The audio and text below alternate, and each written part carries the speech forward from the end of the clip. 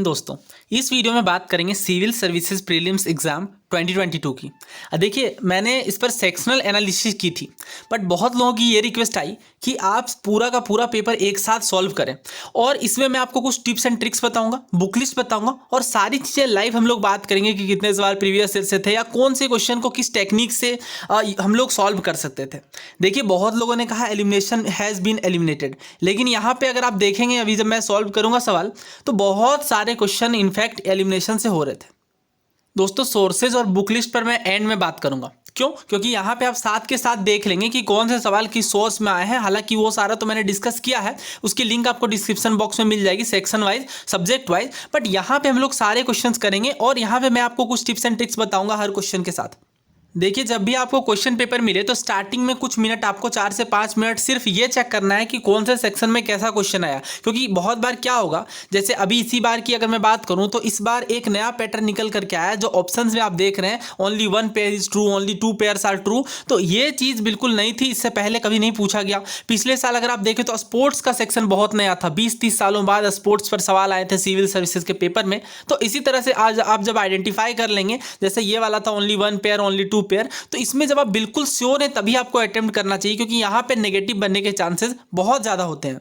देखिए, पेपर आपको कभी भी 1 नंबर से सॉल्व करना शुरू नहीं करना है, बल्कि आपको अपना स्ट्रॉन्ग पॉइंट ढूंढना है। जैसे मैक्सिमम लोग पॉलिटी वगैरह से स्टार्ट करते हैं, क्योंकि पॉलिटी एक ऐसा सब्जेक्ट है, स्टैटिक सब्जेक्ट है, जिसमें अगर आपने चीज़ें पढ़ रखी है, लक्ष्मीकांत और बाकी सोर्सेज अच्छे से फॉलो कर रखें, तो बहुत सारे क्वेश्चन आपसे फास्टली हो जाएंगे। तो यहाँ पे अगर आप सेट ए में देखें तो क्वेश्चन नंबर 11 से आपको पॉलिटी के क्वेश्चन देखने को मिलेंगे। देखिए, यहाँ पे अगर आप देखें तो यहाँ पे मैं पूरा सॉल्व नहीं करूँगा, क्योंकि मैंने ऑलरेडी सब कुछ सॉल्व कर दिया सब्जेक्ट वाइज। सारे मैंने आपको सोर्सेज बता दिए प्रत्येक सवाल का, कि कौन सा सवाल किस सब्जेक्ट से आया और किस बुक से आया या किस सोर्स से आया। इसके अलावा मैंने आपको प्रत्येक क्वेश्चन के साथ ये भी बता दिया कि वेदर ये प्रीवियस ईयर में था या नहीं। तो यहाँ पे बस हम लोग देखेंगे कि क्वेश्चन का डिफिकल्टी लेवल क्या था, कितने क्वेश्चन आसानी से अटेम्प्ट किए जा सकते थे। देखिए, आसानी से अटेम्प्ट का मतलब क्या है वो बहुत क्लियर आप समझ लीजिए। सबसे पहले चीज़ कि जो स्टैंडर्ड बुक्स होते हैं, जो नॉर्मल सोर्सेज होते हैं, जैसे पॉलिटी के लिए लक्ष्मीकांत हो गई, हिस्ट्री के लिए एनसीईआरटी और स्पेक्ट्रम हो गए, इस तरह से जो प्रत्येक सब्जेक्ट की जो नॉर्मल बुक लिस्ट होती है उनसे कितने क्वेश्चन आए। क्योंकि जब आप एक बार सोर्स लिस्ट, जो आपके जो नॉर्मल सोर्सेज हैं, जो बेसिक सोर्सेज हैं, जो स्टैंडर्ड मटेरियल्स हैं, अगर उनसे सवाल आ रहे हैं, अगर आप उन सवालों को अच्छे से कर रहे हैं, तभी आप उन क्वेश्चन को ईजी या मॉडरेट की कैटेगरी में डाल सकते हैं। तो इस क्वेश्चन में अगर आप यहाँ ध्यान से पढ़ें, pursuant to the report of H N. Sanyal committee contempt of court act 1971 was pass. तो पहले में कहा जा रहा है एच.एन. सान्याल कमेटी की रिपोर्ट के आधार पर कंटेम्प्ट ऑफ कोर्ट एक्ट को पास किया गया। दूसरे में कहा जा रहा है कॉन्स्टिट्यूशन एम्पावर करता है सुप्रीम कोर्ट और हाई कोर्ट को कि कंटेम्प्ट के लिए वो पनिश कर सकते हैं। तीसरे में कहा जा रहा है कॉन्स्टिट्यूशन डिफाइन करता है सिविल कंटेम्प्ट कोर्ट को। तो देखिए, मैंने आपको ऑलरेडी बता दिया, सिविल कंटेम्प्ट हो या फिर क्रिमिनल कंटेम्प्ट हो या और भी जो चीज़ें होती हैं, वो कॉन्स्टिट्यूशन डिफाइन करता है या नहीं। इस पर बहुत बार सिविल सर्विस में क्वेश्चन आए हैं। इनफैक्ट ये पैटर्न ही आपको आइडेंटिफाई हो जाना चाहिए। जैसे पहले पूछा गया है कि कॉन्स्टिट्यूशन बेसिक स्ट्रक्चर को डिफाइन करती है, या और भी बहुत बार पूछा गया है कि कॉन्स्टिट्यूशन इस पर्टिकुलर चीज़ को डिफाइन करती है या नहीं, माइनॉरिटीज़ को डिफाइन करती है या नहीं। तो जब भी आप कॉन्स्टिट्यूशन पढ़ें तो इस चीज़ पर आपका जरूर ध्यान जाना चाहिए कि किसी पर्टिकुलर चीज़ की डेफिनेशन कॉन्स्टिट्यूशन में दी गई है या नहीं। तो अगर आपने पढ़ा होगा, लक्ष्मीकांत वगैरह फॉलो की होगी, तो कहीं भी आपने ऐसा नहीं देखा होगा कि पर्टिकुलरली आर्टिकल बना करके बात की गई है सिविल कंटेम्प्ट और क्रिमिनल कंटेम्प्ट की। तो 3 को आसानी से एलिमिनेट किया जा सकता है। और यहाँ पे हमारे पास बस दो ही ऑप्शन बचते हैं, यानी आपको बस 4 चेक करना था। क्या पार्लियामेंट के पास पावर होती है कंटेम्प्ट कोर्ट में लॉ बनाने की? तो ये बात सही थी। अगर आप यहाँ पे 2 ऑप्शन भी एलिमिनेट कर ले रहे हैं तो ये आपका 50-50 निकल करके आ जा रहा था। तो इसे आप मॉडरेट टू टफ लेवल का कह सकते हैं, क्योंकि ये डिपेंड करता है आपकी कितनी कंसेप्चुअल क्लैरिटी है इस पर। और इसमें अगर आप देखें तो यहाँ पे ये टफ नेचर का क्वेश्चन मैं कहूँगा, क्योंकि अगर आपका लीगल बैकग्राउंड है तो आप इसे कर सकते हैं, अदरवाइज ऐसे आपको डायरेक्टली सोर्सेज में नहीं देखने को मिलेंगे। हाँ, कुछ लोग बोल रहे हैं कि करंट अफेयर से एसोसिएटेड था, बट स्टिल ये डिफिकल्ट नेचर का क्वेश्चन है। 13 नंबर के क्वेश्चन को देखिए, अ bill amending the constitution requires a prior recommendation. तो ऑलरेडी ये PYQ है, बहुत बार पूछा गया पहले भी। और कौन से सवाल PYQ है? 30+ क्वेश्चन यहाँ से प्रीवियस ईयर आए हैं, और ये सारा मैंने डिस्कस कर रखा है ऑलरेडी, डिस्क्रिप्शन बॉक्स में आपको लिंक मिल जाएगी। तो ये जैसे ही आप 1 को एलिमिनेट करेंगे आपका आंसर निकल करके आ जाएगा। कोई प्रायर रिकमेंडेशन लेने की जरूरत नहीं पड़ती, लोकसभा या राज्यसभा में ऐसे बिल को प्रस्तुत किया जा सकता है, तो ये तुरंत ही आंसर निकल करके आ जाएगा। तो इसे मैं वेरी ईजी की कैटेगरी में रखूँगा।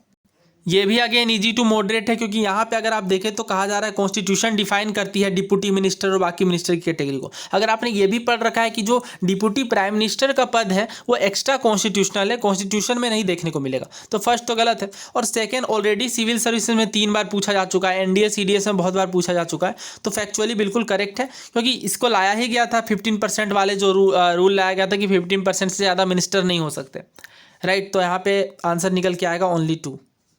इस क्वेश्चन में देखिए अगेन ये वेरी इजी टू मॉडरेट आप कह सकते हैं। लोकसभा के एक्सक्लूसिव पावर, एक्सक्लूसिव का मतलब सिर्फ केवल लोकसभा को ही पावर है इन चीज़ों पर लॉ बनाने के लिए।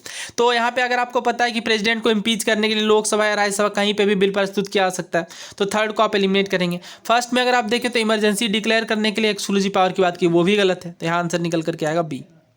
दोस्तों यहाँ पे मैं चीज़ें एक्सप्लेन नहीं करूँगा, मैंने ऑलरेडी वीडियोस बना रखी हैं सेक्शन वाइज, अगर आप चाहते हैं डिटेल में देखना और तो यहाँ पे आप देख सकते हैं वीडियो लेक्चर्स को, लिंक डिस्क्रिप्शन बॉक्स में। ये चारों ही क्वेश्चन यहाँ पे अगर आप देखें तो लक्ष्मीकांत से थे और ईजिली डुएबल है अगर आपने रिविजन कर रखा है तो, राइट। तो ये चारों बहुत ईजी टू मॉडरेट आप कह सकते हैं, डिपेंड करता है कि किसकी कितनी कंसेप्चुअल क्लैरिटी है, बट अगर आपने लक्ष्मीकांत पढ़ रखी है तो आप आसानी से कर लेंगे। एंटी डिफेक्शन लॉ पर क्वेश्चन मोस्ट प्रोबेबल होता है, अक्सर ही एग्जाम्स में ये पूछे जा रहे हैं, रिपीटेडली पूछे जा रहे हैं। अगेन ये भी PYQ आप कह सकते हैं, और आप देखेंगे अगर वहाँ पे मैंने आपको एग्जैक्ट शो कर दिया है कि किस पेपर से कौन सा सवाल रिपीटेड है। अटॉर्नी जनरल वाला सवाल ये देखिए अगेन मॉडरेट टू टफ आप कह सकते हैं, क्योंकि ऑप्शन को इस तरह से फ्रेम किया गया, अगर आपको बहुत कंसेप्चुअल क्लैरिटी है, जैसे यहाँ पे ओनली ऑफिसर कह दिया तो ये गलत है, क्योंकि बाकी लो मेंबर भी यहाँ पे ज्वाइन कर सकते हैं पार्लियामेंट की प्रोसीडिंग्स में। तो इस तरीके से जब अगर आपको पता ये भी गलत है, क्योंकि according to the constitution of India, तो यहाँ पे ऐसा कोई आर्टिकल नहीं है कि जब गवर्नमेंट रिजाइन करे, ये जनरली देखने को मिलता है बट ऐसा कोई प्रोविजन नहीं है, राइट। तो ये भी गलत है। तो इस तरीके से अगर आपको कंसेप्चुअल क्लैरिटी, और ये अगेन न्यूज़ में भी था कहीं ना कहीं, क्योंकि फॉर्मर अटॉर्नी जनरल की डेथ हुई थी, तो इस तरीके से अगर आपने पढ़ा होगा स्टैटिक से लिंक करके तो इसे मैं मॉडरेट टू टफ लेवल का कहूंगा। मैंडेमस वाला सवाल वेरी वेरी इजी, क्योंकि बहुत बार रिपीटेड है, राइट, बहुत इजी। यहाँ पे अगर आप फर्स्ट में देखें तो पहले कहा गया मैंडेमस प्राइवेट ऑर्गेनाइजेशन के खिलाफ नहीं लाया जा सकता, और दूसरे में कहा गया मैंडेमस गवर्नमेंट कंपनी के खिलाफ नहीं लाया जा सकता। तो दोनों ही आपस में कॉन्ट्राडिक्टरी हैं, और मैंने आपको ऑलरेडी बता रखा है, और ये आपको ध्यान भी रखना है कि जब भी कॉन्ट्राडिक्टरी आए तो दोनों ही साथ में कभी नहीं हो सकते, राइट, क्योंकि या तो 1 सही होगा या तो 2, दोनों तो हो नहीं सकते। तो 2 ऑप्शन ऐसे ही आपके एलिमिनेट हो रहे थे। वैसे बहुत बार ऑलरेडी एग्जाम के अंदर ऑलरेडी पूछा जा चुका है, और अगर आपने रीट वाली मेरी वीडियो देखी होगी या फिर लक्ष्मीकांत को ही फॉलो किया तो काफ़ी आसानी से आप इसे कर लेंगे। इस क्वेश्चन को देखिए, आयुष्मान भारत वाला क्वेश्चन है, ये भी अगेन अगर आपकी करंट अफेयर पर कितनी अच्छी पकड़ है उस पर डिपेंड करता है। PT 365 और बाकी जो मैगजीन्स आती है उनमें बहुत ही डिटेल में इन सब चीज़ों को कवर किया गया था, क्योंकि ये न्यूज़ में था। और यहाँ पे अगर आप देखें तो इसे आप कर सकते हैं। ये भी again moderate to difficult depend करता है आप कितने अच्छे से यहाँ पे ऑप्शन एलिमिनेट कर सकते हैं। इसमें देखिए डिप्टी स्पीकर के बारे में पूछा गया, ये थोड़ा मॉडरेट टू डिफिकल्ट, क्योंकि यहाँ पे जो 4 स्टेटमेंट दिए गए, अगर इनमें किसी एक में भी कन्फ्यूजन है तो प्रॉब्लम आ सकती थी। वैसे अगर आप इस क्वेश्चन में देखें तो एलिमिनेशन यहाँ पे भी लगती है, क्योंकि ऐसा कोई मैंडेटरी प्रोविज़न नहीं देखने को मिलता, राइट। तो यहाँ जैसे ही आप 2 को एलिमिनेट करेंगे आपका 2 ऑप्शन यहाँ से आपके हट जाएंगे, राइट। और यहाँ पे अगर आप देखें 1 और 4 में तो आप तुरंत ही समझ जाएंगे कि कौन सा स्टेटमेंट। तो देखिए डायरेक्टली क्वेश्चन फ्रेम हो या ना हो, लेकिन अगर आपको बेसिक कंसेप्चुअल क्लैरिटी है तो बहुत सारी चीज़ें आप पॉलिटी और बाकी, हालांकि इस बार हिस्ट्री में थोड़ा कम एलिमिनेशन लग पाया क्योंकि बहुत बार ऑप्शंस में पेयरिंग वाली दे दी गई, बट पॉलिटी वगैरह में इस तरह के क्वेश्चन में काफ़ी आसानी से एलिमिनेट करके आंसर निकाला जा सकता है। अब इस क्वेश्चन को देखिए, वेरी वेरी इजी क्वेश्चन मैं कहूँगा, क्योंकि डायरेक्ट रिपीटेड है 2013 के PYQ से, आई थिंक सिविल सर्विसेज का, वो सब मैंने दिखा दिया कितने क्वेश्चन रिपीटेड है। इस क्वेश्चन को देखिए, राइस इंटेंसिफिकेशन, ये भी वेरी इजी, आसानी से इनमें आप पता कर लेंगे कि हाँ सब कुछ सही है। इस क्वेश्चन को देखिए, हाँ ये जो क्वेश्चन है लेक वाला, ये मैं मॉडरेट टू टफ कहूँगा। अगर आपने करंट अफेयर बहुत अच्छे से किया है तो इसे आप कर सकते हैं। गांधी कोटा कन्यन, अगेन ये टफ लेवल का क्वेश्चन है, क्योंकि अगर आपने ये डायरेक्टली सुन रखा है तो ही, क्योंकि ये कोई न्यूज़ वगैरह में भी नहीं था डायरेक्टली। ये बहुत इजी क्वेश्चन है, ऑलरेडी प्रीवियस ईयर में पूछा गया है नौकरी वगैरह के बारे में, तो यहाँ से आप काफ़ी आसानी से एलिमिनेट करके इसे निकाल सकते हैं। इस क्वेश्चन को देखिए, लीवांट वाला, ये मॉडरेट टू टफ लेवल का माना जाएगा, डिपेंड करता है कि आप कितने अच्छे से IR वगैरह को आपने कवर किया है। ये इजी टू मॉडरेट में कहूँगा, क्योंकि अफगानिस्तान भी काफ़ी चर्चा में था और इसके बाद से बॉर्डरिंग कंट्रीज़ पर सभी लोग लगभग प्रिपेयर कर रहे थे, और यहाँ ऑप्शन भी ऐसे हैं कि काफ़ी आसानी से आप एलिमिनेट करके निकाल लेंगे। अब ये मोनाजाइट वाला देखिए, डायरेक्ट PYQ है, डायरेक्ट रिपीटेड क्वेश्चन है सिविल सर्विसेज का, तो ये बहुत इजी है। ये तो बिल्कुल बच्चों वाला है, नॉर्दर्न हेमिस्फीयर में लॉन्गेस्ट डे, हर किसी को बेसिक ज्योग्राफी NCERTs में कवर्ड है। ये क्वेश्चन देखिए मॉडरेट टू टफ लेवल का माना जाएगा, वेटलैंड वाला, क्योंकि इस तरह के क्वेश्चन, क्योंकि ऑप्शन जिस तरह से दे रखे हैं इनमें ये डिफिकल्ट हो जाता है आंसर करना। अब ये देखिए ओपन सोर्स डिजिटल प्लेटफॉर्म के बारे में अगर आपको पता है तो आप कर लेंगे, अदरवाइज फिर डिफिकल्ट है। Web 3.0 very easy question. और वैसे भी इस तरह के जब भी वेब वगैरह के क्वेश्चन आते हैं तो इनमें बता पाना डिफिकल्ट होता है कि कौन सी चीज़ की जाएगी कौन सी नहीं, तो इसलिए हमेशा जनरली सारे ही सही होते हैं। देखिए यहाँ पे मैं चीज़ें एक्सप्लेन नहीं कर रहा हूँ क्योंकि मैंने ऑलरेडी सारा कुछ कवर कर रखा है, ठीक है। यहाँ पे मैं सिर्फ इस चीज़ पर बात करूँगा कितने क्वेश्चन डुएबल थे और किन किन सोर्सेज से थे, वो भी मैंने कवर कर रखा है ऑलरेडी, राइट। तो उन वीडियोज़ को आप जरूर देख लीजिए, तभी आपको एक्जैक्ट चीज़ें समझ में आएंगी। ये क्वेश्चन देखिए अगेन ये मॉडरेट टू टफ माना जाएगा, डिपेंड करता है कि आप सॉफ्टवेयर एज अ सर्विस को अब बारे में अगर आप समझते हैं या नहीं। ये फ्रैक्शनल और ऑर्बिटल बोmbardment, यहाँ पे भी कुछ चीज़ें आप एलिमिनेट कर सकते हैं। जैसे ये कह रखा है missile stable orbit around the earth and D orbit over the target, ये सब चीज़ें एलिमिनेट की जा सकती हैं। क्यूबिट तो बहुत इजी वाला है क्योंकि यहाँ पे क्यूबिट से कोई भी पता कर लेगा, क्वांटम बिट यानी क्वांटम कंप्यूटिंग से रिलेटेड। वैसे ये प्रीवियस ईयर क्वेश्चन भी है, स्टेट पीएससी में पूछा गया है, वो सारा मैंने कवर किया है प्रीवियस ईयर वाले वीडियो में। ये देखिए यहाँ पे शॉर्ट रेंज टेक्नोलॉजी, ये भी अगेन डिपेंड करता है, अगर आपने समझ रखा है शॉर्ट रेंज को तो काफ़ी आसान है। बायोफिल्म देखिए ये सब चीज़ें एलिमिनेट करके निकालना काफ़ी आसान है यहाँ से। प्रोबायोटिक्स ये तो again previous year question, direct previous year question है, काफ़ी आसानी से आप एलिमिनेट कर लेंगे इन चीज़ों को। नेचुरली अकर नहीं करता प्रोबायोटिक, ये सब बात गलत है यहाँ पे, तो यहाँ से ऑप्शन आंसर निकालना काफ़ी आसान होता है। ये डायरेक्ट अगेन PYQ है, CDS का डायरेक्ट रिपीटेड सवाल है, यहाँ एक बिल्कुल ऑप्शन को डायरेक्टली रिपीट किया गया है, आप देख सकते हैं उस वीडियो में।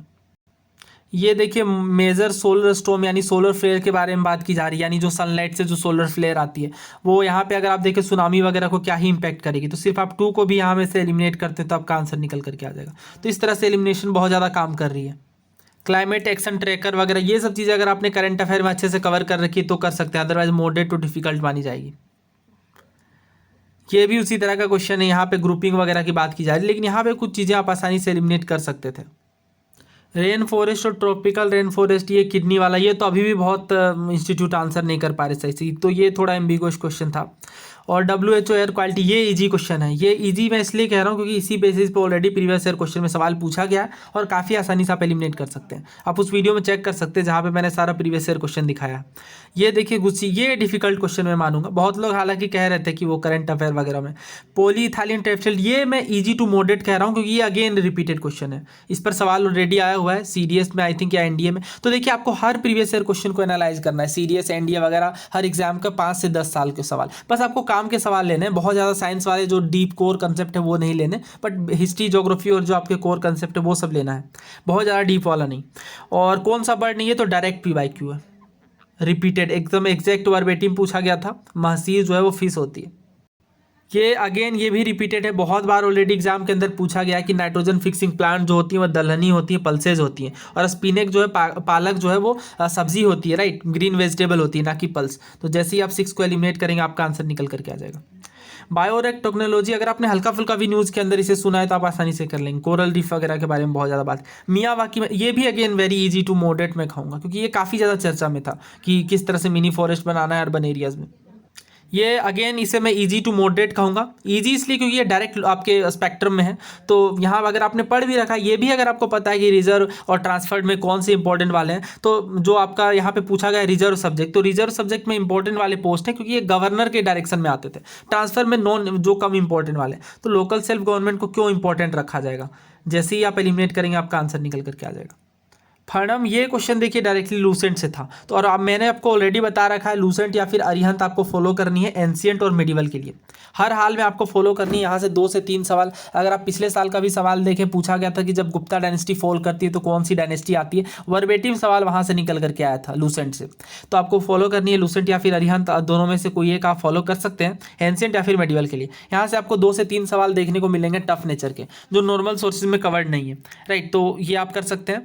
तो ये वैसे ये लूसेंट में था, और ये देखिए तो फिर भी बहुत ज़्यादा डिफिकल्ट मैं मानूंगा क्योंकि लूसेंट लोग जनरली फॉलो नहीं करते इस तरह की चीज़ों के लिए, और अगर आपने फॉलो भी कर रखा और 3 से 4 बार एटलीस्ट नहीं पढ़ा है तो इसे आप आंसर नहीं कर पाएंगे, क्योंकि पढ़ लेना, हालांकि बहुत कम पेजेस हैं, केवल 20-30 पेजेस ही हैं, तो अगर आप पढ़ के रिवाइज कर पाएंगे तो काफ़ी आपके लिए एज रहेगा। ये क्वेश्चन अगेन देखिए स्पेक्ट्रम से है, ये दे रखा है ऑलरेडी, बट फिर भी मॉडरेट टू डिफिकल्ट है बिकॉज ऑफ यहाँ पे अगर आप तीनों पता है आपको तो ही आप एलिमिनेट कर पाएंगे, बहुत ज़्यादा एलिमिनेशन नहीं लग रहा है यहाँ पे। क्रिप्स मिशन, इसे मैं इजी कहूँगा, डायरेक्ट PYQ है। सीरियस का PYQ है। इसमें देखिए ये भी अगेन इजी टू मॉडरेट, अब मॉडरेट टू डिफिकल्ट भी आप कह सकते हैं, डिपेंड करता है आपने किस सोर्स को फॉलो किया। अगर आपने पूनम दलाल दहिया या ओल्ड NCERT बहुत अच्छे से कर रखी है तो आप समझ पाएंगे कि नेटी प्रकरण वगैरह बुद्धिस्ट टेक्स्ट हैं, तो आप इसे आंसर कर पाएंगे। ये टफ नेचर का क्वेश्चन है क्योंकि ये नॉर्मल सोर्सेज में नहीं है, प्लस ऑप्शन भी बहुत ज़्यादा डिफिकल्ट है। इसे देखिए इंडियन, ये इजी टू मॉडरेट है, हर बुक में कवर्ड है, तमिलनाडु वाली में भी कवर्ड है, काफ़ी आसानी से आप इसे कर लेंगे अगर आपने पढ़ा है तो। और प्रीवियस ईयर में एक दो बार पूछा भी गया सिविल सर्विसेज में कि बताइए जब जैसे पूछा गया था एक बार कि नासिरुद्दीन मोहम्मद के टाइम पे तैमूर ने आक्रमण किया था, या इस तरह के सवाल थे, ऑलरेडी पूछे गए हैं। कुले दरन वेरी वेरी टफ क्वेश्चन, क्योंकि ये आपको डायरेक्टली किसी भी सोर्स में नहीं मिलेगा। एक बहुत पहले बुक आती थी वीडी महाजन की, बहुत मोटी किताब है वो, अब तो फॉलो नहीं की जाती, वहाँ से देखने को मिलेगा। ये क्वेश्चन मॉडरेट टू टफ है, डिपेंड करता है आप एलिमिनेट कर पाते हैं या नहीं। क्योंकि अगर आप देखें तो डच की फैक्ट्रीज 1600 के आसपास, राइट, 1602 में, और इंग्लिश की 1600 में, तो उस टाइम पे गजपति रूलर्स नहीं थे, 1550s तक ही थे। तो यहाँ पे अगर आप 1 को एलिमिनेट कर पाते तो आप आंसर निकाल लेंगे। वैसे विजयनगर से कॉन्स्टेंटली क्वेश्चन पूछे जा रहे हैं। कौटिल्या की अर्थशास्त्र, देखिए यहाँ पे अगर आप थोड़ा रिस्क ले पाते हैं तो आप कर सकते हैं, अदरवाइज फिर ऐसे क्वेश्चन आपको स्किप करने चाहिए। मैं रिस्क की बात इसलिए कर रहा हूँ क्योंकि ज़्यादातर चांसेस है कि ऐसे स्टेटमेंट सही ही होते हैं अगर आपको पढ़ने में सही लग रहा है तो। देखिए यहाँ से इकोनॉमिक्स का सेक्शन शुरू होता है। इकोनॉमिक्स एक ऐसा सब्जेक्ट है जिसमें अगर आपको मतलब चीज़ें आती है तो फिर आप कर सकते हैं, अदरवाइज फिर डिफिकल्ट है, पॉलिटी की तरह ही है। तो ये तो डिपेंड करता है कि आपको कितने अच्छे से टाइट मॉनेटरी पॉलिसी वगैरह ये सब आपने पढ़ रखा है, तो इसे आप कर लेंगे। फिर भी मैं इसे मॉडरेट टू टफ की ही कैटेगरी में रखूँगा। और ये देखिए यहाँ पे ये कुछ लोग बोल रहे हैं NCERTs वगैरह से हैं, बट जिस तरह से ऑप्शन फ्रेम किए गए यहाँ पे आंसर करना डिफिकल्ट होगा। इस क्वेश्चन को देखिए, क्रेडिट ट्रेडिंग एजेंसी, ये तो इजी क्वेश्चन है, फर्स्ट यहाँ पे गलत है, बहुत आसानी से आप आंसर निकाल लेंगे इस तरह क्वेश्चन, क्योंकि ऑलरेडी ये पूछा गया है।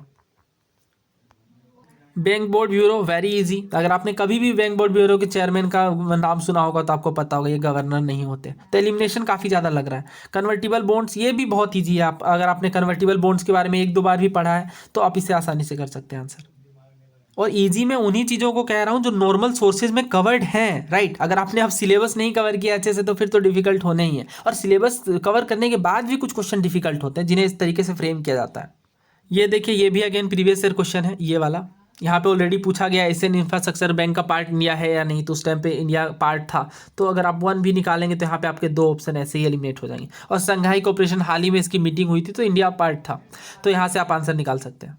वियतनाम, देखिए मैं आपको हमेशा कहता हूँ मल्टी स्टेटमेंट वाले ज़्यादा इजी हो जाते हैं रादर देन वन स्टेटमेंट। जैसे गांडी कोटा कोनियन वाला आंसर करना ज़्यादा हार्ड है इसके मुकाबले, क्योंकि यहाँ पे अगर आप सोचेंगे तो वियतनाम में फास्टेस्ट ग्रोइंग, तो अब ये कोई भी बता देगा किसी भी देश के बारे में कहना, खास करके साउथ एशियन कंट्रीज़ के बारे में, ये जनरली फास्टेस्ट ग्रोइंग इकोनॉमीज ही बनती जा रही है। तो इस तरह से जनरल स्टेटमेंट है ये, राइट। तो यहाँ पे अगर आप देखेंगे 2 ऑप्शन ऐसे ही आपके एलिमिनेट हो जाते हैं। अगर आपको 2 या फिर 3 में पता है तो देखिए मल्टी पार्टी नहीं देखने को मिलता, तो एक ही सिंगल पार्टी है, तो यहाँ से आप 2 भी एलिमिनेट कर लेंगे, तो इस तरह से आंसर निकल करके आ जाता है। इन्फ्लेशन को कौन कंट्रोल करता है, ऑलरेडी PYQ है, सिविल सर्विसेज का ही, RBI। नॉन फंजेबल टोकन, ये तो मतलब वही बात है ना, कंसेप्चुअल चीज़ें, अगर आपने पढ़ रखी हैं तो आप कर सकते हैं। अब देखिए इस तरह का क्वेश्चन जो है, ये क्वेश्चन डिफिकल्ट नहीं है, बट ऑप्शन इस तरह से है कि यहाँ पे आप एलिमिनेट नहीं कर सकते। और यहाँ पे और भी ध्यान देना, नॉट करेक्टली पूछा गया है, तो बहुत लोग तो यहाँ पे भी अगर ध्यान नहीं देंगे तो मिस हो सकती है, राइट। वैसे मैथान, मैं झारखंड से हूँ तो मैथान हमारे पास में ही, छत्तीसगढ़ में नहीं है, झारखंड में। तो डिपेंड करता है ना कि आप किन जगहों से बिलोंग करते हैं या आपने कितना इन चीज़ों को सुन रखा है। इस क्वेश्चन को अगर आप देखें तो ये प्रीवियस ईयर क्वेश्चन है, रिपीटेड सवाल है, लेबर ब्यूरो ये काम करता है, डायरेक्ट रिपीटेड है, सिविल सर्विसेज का ही, मैंने ऑलरेडी दिखा रखा है कहाँ से रिपीटेड है। CCO कोल कंट्रोलर ऑर्गेनाइजेशन, देखिए ये क्वेश्चन डिफिकल्ट है, डिफिकल्ट इसलिए क्योंकि ये डायरेक्टली कहीं भी आपको नहीं देखने को मिलेगा कवर्ड। ये बहुत ईजी है, डायरेक्ट PYQ, बिल्कुल वर्बेटिम रिपीटेड है। इंडियन सैनिटेशन कोएलिशन, ये अगेन मॉडरेट टू डिफिकल्ट है, डिपेंड करता है आपने करंट अफेयर वगैरह कितने अच्छे। ये देखिए बहुत ईजी है, डायरेक्ट रिपीटेड PYQ है। यूनाइटेड नेशन क्रीडेंशियल, ये भी मैं इजी टू मॉडरेट ही कहूँगा क्योंकि ऑप्शन इस तरीके से कि आप आंसर निकाल सकते हैं। पोलर कोड फैक्चुअल क्वेश्चन है करंट अफेयर का, अगर आपको पता है तो आप कर सकते हैं, अदरवाइज फिर डिफिकल्ट है। यूनाइटेड नेशन जनरल असेंबली, ये भी अगेन इजी टू मॉडरेट है। टी बोर्ड, देखिए ये प्रीवियस ईयर क्वेश्चन है, ऑलरेडी पूछ रखा गया है। टी बोर्ड का हेडक्वार्टर बेंगलुरु में नहीं कलकत्ता में है, राइट। तो ये अगर आपने प्रीवियस ईयर क्वेश्चन किया है अच्छे से तो आप कर सकते हैं, अदरवाइज फिर डिफिकल्ट है। तो यहाँ से आपके एलिमिनेट हो जाएंगे, 2 बचेगा तो 2 में से आप आसानी से पता कर लेंगे, क्योंकि 4 तो सही है। तो टी बोर्ड से छुट्टी बॉडी है, हाँ है। ग्रीन वॉशिंग, अगर आपको कुछ नहीं भी पता है, green washing brain washing similar करता है, तो एक फॉल्स इंप्रेशन दिखाना कि ये चीज़ें इको फ्रेंडली हैं। हाई क्लाउड लो क्लाउड के बारे में पूछा जा रहा है, तो देखिए ये अगर आपका ज्योग्राफी ऑप्शनल है या ज्योग्राफी में बैकग्राउंड है, क्योंकि ऑप्शन इस तरीके से हैं, ये स्टेटमेंट इस तरीके से हैं कि डिफिकल्ट हो जाता है आंसर करना। इस क्वेश्चन में अगर आप थोड़ा रिस्क ले पाए तो आप आसानी से कर सकते हैं, क्योंकि कहा जा रहा है some people who fled from South Sudan live civil war live in Bidibidi. तो अब ऐसा कह पाना कि युद्ध के बाद खास करके किस लोग किस देश में जाएंगे, तो इस तरह से स्टेटमेंट आप कह ही नहीं सकते कि ये गलत होगा, राइट, क्योंकि कुछ लोग यहाँ पे बीडीबीडी में भागते हैं। इस तरीके से थर्ड में भी कहा गया कुछ लोग सिविल वॉर में सोमालिया से ददाब रिफ्यूजी कॉम्प्लेक्स में जाते हैं। तो अब किस लोग में कौन से लोग कहाँ पे फ्लेड करेंगे ये कह पाना डिफिकल्ट होता है, राइट। तो आंसर भी यही है सी। तो यही ना, फिर आप डिपेंड करता है, अगर आपने प्रीवियस ईयर क्वेश्चन कर रखा है तो आपका खुद के ऊपर और कॉन्फिडेंस बढ़ जाता है कि हाँ इस तरह के स्टेटमेंट जनरली 90% करेक्ट ही रहता है। ये देखिए टर्की का स्टेट के ऑर्गेनाइजेशन के बारे में पूछा जा रहा है, तो आईआर का सेक्शन काफ़ी इंक्रीज हुआ है। अगर आप इस तरह के क्वेश्चन आपने कर रखे हैं और निमोनिक वगैरह या मैप के माध्यम से कर रखा है तो आप कर सकते हैं। अदरवाइज वैसे यहाँ पे ऑप्शन एलिमिनेट करना भी आसान था, क्योंकि क्रोएशिया रोमानिया ये सब चीज़ें क्यों ही पार्ट रहेगा। ये क्वेश्चन देखिए, ये आपका इस तरीके का क्वेश्चन है, फैक्चुअल है बहुत ज़्यादा। अगर आपने फैक्चुअल पढ़ रखा है तो फिर आप कर सकते हैं, नहीं तो फिर बहुत डिफिकल्ट। अंकलोस, ये क्वेश्चन देखिए इजी है, ऑलरेडी पूछा भी गया और ये आपको नॉर्मल सोर्सेज में कवर्ड भी मिल जाएगा। सेंकाकू आइलैंड अगर आप देखें तो ये काफ़ी ज़्यादा न्यूज़ में था और इसे आप आसानी से आंसर कर सकते थे अगर आपने मैप वगैरह फॉलो किया है। इस क्वेश्चन में अगर आप देखें तो ऑप्शन इस तरीके से दिया गया पेयरिंग के आधार पे, इसलिए थोड़ा डिफिकल्ट हो जाता है। अगेन वही डिपेंड करता है आपने रीजन्स वगैरह कितने, तो यहाँ से वही आपको सीख लेनी है कि जो इंपॉर्टेंट लोकेशन है उसकी मैपिंग आपको हर हाल में करके जानी है, क्योंकि यहाँ पे हर साल काफ़ी ज़्यादा क्वेश्चन अब निकल करके आने लगे हैं। Indian laws wildlife protection, देखिए यहाँ पे जो स्टेटमेंट फर्स्ट कह दिया गया वाइल्ड लाइफ सोल प्रॉपर्टी, इसके कारण ये काफ़ी डिफिकल्ट हो रहा है, अदरवाइज तो फिर ऑप्शन बहुत सिंपल है। Certain species of which of the following organism well known as cultivator of fungi, तो यहाँ पे अगर आप थोड़ा अंदाजा लगा पाएँ कि फंजाई किस तरीके से होता है तो एंट वगैरह ज़्यादा चांसेस हैं इस तरीके के कल्टीवेशन करने के। धोली एरागुडी, देखिए इसे तो मैं इजी टू मॉडरेट कैटेगरी में रखूँगी, यह टफ नहीं माना जाएगा क्योंकि यहाँ पे बहुत बार लगातार सोकन एडिक्ट से क्वेश्चन आ रहे हैं। और अगेन ये चीज़ देखिए एनसीईआरटी में डेफिनेटली है, बट लूसेंट वगैरह अगर आपने की है तो वहाँ पे डायरेक्टली स्टेट का नाम दे रखते हैं, तो इसलिए मैं कह रहा हूँ कि एनसीएंट और मिडिवल के लिए अब आपको लूसेंट फॉलो करना ज़्यादा प्रेफरेबल होगा। हालांकि एनसीईआरटी स्किप नहीं करनी, बट लूसेंट और एरिहंत के जो 20-30 पेजेस हैं वो बहुत ज़्यादा हेल्पफुल है। ये क्वेश्चन देखिए अगेन ये मॉडरेट टू टफ माना जाएगा ऑलरेडी। ये अगर आप भोज परमार का आपने नाम सुना है तो यहाँ पे आप एलिमिनेट भी करेंगे, चारों के बारे में आपको पता होगा तो आप कर पाएंगे। संगम लिटरेचर, ये तो बहुत इजी क्वेश्चन है। इजी मैं इसलिए कह रहा हूँ क्योंकि आपके हर सोर्सेज में तमिलनाडु एनसीईआरटी हर सोर्सेज में कवर्ड है। योग वशिष्ठ, देखिए ये इजी टू मॉडरेट है क्योंकि 7th क्लास की एनसीईआरटी के बॉक्स है और मैंने आपको ऑलरेडी कहा है 6 to 8 तक की एनसीईआरटी बॉक्सेस से कॉन्स्टेंटली क्वेश्चन आ रहे हैं, क्योंकि 2-3 सालों पहले हुंडी वाला क्वेश्चन आया और भी बहुत सारे क्वेश्चन निकल करके आ रहे हैं। रामानुज वाला क्वेश्चन डायरेक्ट 7th क्लास की एनसीईआरटी, राइट। और आपने भक्ति मूवमेंट भी पढ़ा है तो आपको पता होगा कि जो डिवोशन होती है, जो भक्ति होती है, उसका मुख्य उद्देश्य ही होता है सेल्वेशन यानी मोक्ष। अब देखिए हिस्ट्री के कॉन्सेप्ट को करंट अफेयर में हिस्ट्री के कॉन्सेप्ट से रिलेट करके पूछते हैं। सोमनाथ मंदिर चर्चा में था तो इस तरीके से पूछ लिया। हालांकि ये टफ माना जाएगा क्योंकि ये जो प्राण प्रतिष्ठा वाला स्टेटमेंट है ये बहुत ज़्यादा फैक्चुअल है, बहुत ज़्यादा। तो यहाँ पे वैसे ये गलत था क्योंकि सर्वपल्ली राधाकृष्णन नहीं बल्कि राजेंद्र प्रसाद के टाइम पे हुआ, तो ये इस तरह के स्टेटमेंट डिफिकल्ट हो जाते हैं। बी सेल और टी सेल काफ़ी ज़्यादा चर्चा में था कोरोना वायरस के बाद। नैनो पार्टिकल वाला सवाल ये तो डायरेक्ट रिपीटेड है प्रीवियस ईयर से, आप देख सकते हैं कितने सारे सवाल रिपीटेड है। वैसे ऑप्शन भी बहुत ईजी थे यहाँ पे। DNA bar coding again repeated question. DNA bar coding पर, डीएनए फिंगरप्रिंटिंग पर ऑलरेडी क्वेश्चन आया हुआ और अगर आपने डीएनए को समझा है तो भी आप इसे कर सकते हैं। ये क्वेश्चन डायरेक्ट PYQ है, डायरेक्टली रिपीटेड आई थिंक 2013 के क्वेश्चन से, कोई जरा भी चेंज नहीं किया गया, बस वहाँ पे स्टेटमेंट पे फॉर्मेट में था और यहाँ पे 1 2 3 4 करके पूछ रखा है। वैसे ये क्वेश्चन भी बहुत ईजी है। अब 1 नंबर से कर लेते हैं। देखिए रैपिड फाइनेंसिंग इंस्ट्रूमेंट, अगर आपने नाम भी यहाँ पे अगर आप ध्यान से सोचें कि किसी देश अगर कोई संकट में तो रैपिड का मतलब फास्टली फाइनेंस कौन करेगा, राइट। तो इस तरीके से अगर आप न्यूज़ भी अगर आपने फॉलो कर रखी है तो आप इस तरह के क्वेश्चन कर लेंगे। ये नी रीड वाला क्वेश्चन मैं मॉडरेट टू डिफिकल्ट कहूँगा क्योंकि अगर आपने बहुत अच्छे से इन कंसेप्ट को कर रखा है तो ही आप कर पाएंगे। ये क्वेश्चन बहुत इजी है, ऑलरेडी PYQ है, पूछ रखा गया है कि इन्फ्लेशन अगर ज़्यादा होती है तो RBI बाय नहीं करती बल्कि सेल करती है गवर्नमेंट सिक्योरिटीज़ को। तो यहाँ जैसे ही आप 1 एलिमिनेट करेंगे आपका आंसर निकल के आ जाएगा। तो एलिमिनेशन बहुत जगह पे काम कर रही है। G20 फ्रेमवर्क, देखिए ये अगर आपको जनरल आइडिया है कि G20 में यूरोपियन यूनियन वगैरह के देश हैं तो पेरिस क्लब से इनिशिएटिव होगा, और इस तरीके से अगर आप सोच पाएंगे तो फिर आप कर पाएंगे। और जनरली ये जो इनिशिएटिव होते हैं, फ्रेमवर्क होते हैं, वो ऐसे देशों की मदद ही करते हैं जिनमें अनसस्टेनेबल डेव वगैरह दे करके। इन्फ्लेशन इंडेक्स बॉन्ड, अगेन ये डिपेंड करता है, और बॉन्ड वगैरह से क्वेश्चन आते ही हैं। अगर आपने इन चीज़ों को नहीं कवर किया तो आपको जरूर कवर करना चाहिए। और इसके लिए ये आपको अगेन नॉर्मल सोर्सेज जैसे आपकी श्री राम वाली जो बुक आती है या मुरनाल सर के जो नोट्स होते हैं, इनमें काफ़ी ईजिली ये आपको मिल जाएगा। अब अगेन देखिए ई कॉमर्स फर्म वाला ये जो क्वेश्चन है ये भी उसी तरीके का है। अगर आपने चीज़ों को पढ़ रखा है ऑलरेडी, हालांकि ये आपको जो नॉर्मल सोर्सेज होते हैं उनमें कवर्ड मिल जाएगा, राइट। और ये देखिए रियल सेक्टर, अगेन अगर आपने मुरनाल के नोट्स या फिर मुरनाल सर के नोट्स या फिर अगर आपने श्री राम की बुक कर रखी है तो आप कर सकते हैं। और इस क्वेश्चन को देखिए इनडायरेक्ट ट्रांसफ़र, ये अगेन ये करंट अफेयर का पार्ट है। और देखिए बहुत सारे जो करंट अफेयर वगैरह के क्वेश्चन ये इंडियन एक्सप्रेस के एडिटोरियल सेक्शन से डायरेक्ट रिपीटेड आते हैं, तो ये चीज़ भी अगेन इंडियन एक्सप्रेस में कवर की गई थी। तो इकोनॉमिक्स का सेक्शन बहुत ज़्यादा टफ नहीं आया है, आप कह सकते हैं। कुछ क्वेश्चन को अगर छोड़ दिया जाए तो बाकी question easy to moderate level के ही हैं। अगर आप एक्सपेंडिचर वाला क्वेश्चन देखें तो ऑलरेडी पूछा गया पहले भी, डेट फाइनेंसिंग वगैरह पे क्वेश्चन, कैपिटल एक्सपेंडिचर क्या है, इस तरह के क्वेश्चन अक्सर बनते रहते हैं।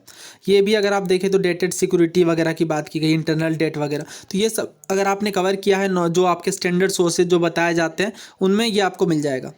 अब देखिए क्वेश्चन इजी या डिफ़िकल्ट हो तो डिपेंड करता है कि आप कितने आपने सोर्सेज फॉलो किए हैं या कितनी बार आपने रिवीजन किए। बट जो स्टैंडर्ड सोर्सेज होते हैं मैं उसके बेसिस पे कह रहा हूँ। Standard sources in the sense, अगर आपने प्रीवियस ईयर क्वेश्चन को बहुत अच्छे से कर रखा है तो डायरेक्टली यहाँ पे 25 से 30 सवाल तो प्रीवियस ईयर से हैं। अगर आप इस चीज़ को देखना चाहते हैं कि कौन से सवाल किस पेपर से रिपीटेड है तो आप डिस्क्रिप्शन बॉक्स चेक करिए, वहाँ पर आपको लिंक मिल जाएगी रिपीटेड सवालों की। और इसके अलावा अगर आपने प्रीवियस ईयर क्वेश्चन एनालाइज किया, इसके अलावा अगर आपने स्टैटिक सोर्सेज बहुत अच्छे से कवर कर रखे हैं, जो आपके नॉर्मल सोर्सेज आते हैं, जो स्टैंडर्ड सोर्सेज आते हैं, तो यहाँ से भी बहुत सारे क्वेश्चन निकल करके आते हैं, उनके बेसिस पे आप आसानी से कट ऑफ कर सकते हैं। और जो यहाँ पे कहा जा रहा है ना, एलिमिनेशन हैज़ बीन एलिमिनेटेड, हमने देखा कुछ क्वेश्चन को छोड़ करके बाकी सब तो एलिमिनेशन से ही हो रहा है मोस्टली क्वेश्चन। पॉलिटी के क्वेश्चन हमने देखे, जैसे मंडेमस वाला सवाल, ये सब तो एलिमिनेशन के कारण। इकोनॉमिक्स में हमने देखा आरबीआई वाला क्वेश्चन, ये सब एलिमिनेशन से काफ़ी आसानी से हो जा रहा है, राइट। तो वही बात है, आपको स्ट्रैटेजी वही रखनी है। तो आपको इस तरीके से चलना है, पहले पीवाईक्यूज पे सबसे ज़्यादा फोकस करना है, फिर स्टैटिक सब्जेक्ट पे, फिर करंट अफेयर पे। अगर आपने प्रीवियस ईयर क्वेश्चन अच्छे से एनालाइज नहीं किया, मैं बहुत ही जल्दी एक वीडियो बनाऊंगा जिसमें आपको बताऊंगा कि किस तरीके से एनालाइज करना है। क्योंकि सिर्फ प्रीवियस ईयर क्वेश्चन देख लेना काफ़ी नहीं होता, क्योंकि डायरेक्टली क्वेश्चन नहीं रिपीट होंगे। उसके स्टेटमेंट, उसके अंदर में, उसके डेप्थ में जा करके अगर आपने चीज़ें अच्छे से कर रखी है तो बहुत सारे क्वेश्चन यहाँ पर रिपीटेड होते हैं। और दोस्तों मैंने जो सब्जेक्ट वाइज एनालिसिस किया आप उसे भी ज़रूर देख लें, क्योंकि मैंने सारे क्वेश्चन का सोर्स बताया और कैसे किया जा सकता था वो मैंने डिटेल में कवर किया। इस वीडियो में तो नहीं कवर कर सकते, इस वीडियो में मैंने बस इजी मॉडरेट इस तरीके से कैलकुलेट किया है। तो उम्मीद है आपको बहुत कुछ क्लैरिटी मिली होगी। आप अपने विचार अथवा राय कमेंट बॉक्स में लिख सकते हैं। धन्यवाद।